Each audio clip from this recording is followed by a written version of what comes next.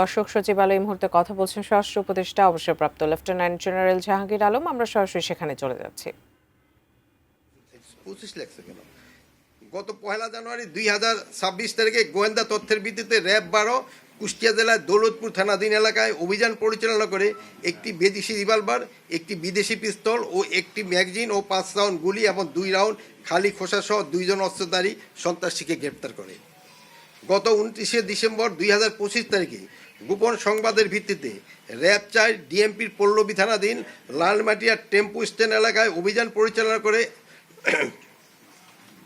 একটি বিদেশি পিস্তল, একটি ম্যাগাজিন এবং 3 রাউন্ড গুলি সহ 4 জন অস্ত্রধারী সন্ত্রাসীকে গ্রেপ্তার করে।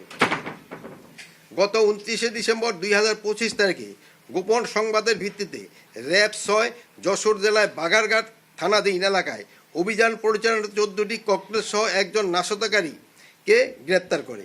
গত 28 ডিসেম্বর 2025 তারিখে র্যাব 5 চাঁপাইনবাবগঞ্জ জেলায় শিবগঞ্জ থানাধীন এলাকায় অভিযান পরিচালনা করে 2150 কেজি গান পাউডার উদ্ধার করে। গত 28 ডিসেম্বর 2025 তারিখে গোপন সংবাদের ভিত্তিতে র্যাব 12 এবং র্যাক 1 গাজীপুর এলাকায় টঙ্গী থানাধীন এলাকায় অভিযান পরিচালনা করে হত্যা মামলার আসামি লেটো শোরুম ম্যানেজার পিন্টু আকন্দকে গ্রেপ্তার করে।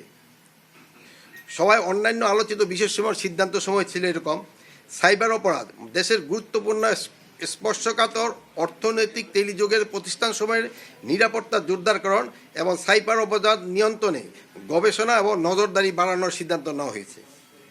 দেশ বিরোধী ষড়যন্ত্র, দেশের অভ্যন্তরে এবং আন্তর্জাতিক পরিমণ্ডলে দেশ বিরোধী ষড়যন্ত্র অপপ্রচার রোধে নজরদারি বৃদ্ধি নির্দেশনা দেওয়া হয়েছে।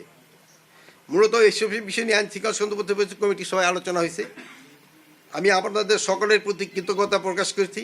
আপনাদের সকলের সহযোগিতা ছাড়া আইন শৃঙ্খলার পরিস্থিতির এই স্থিতিশীলতা বজায় রাখা সম্ভব নয়।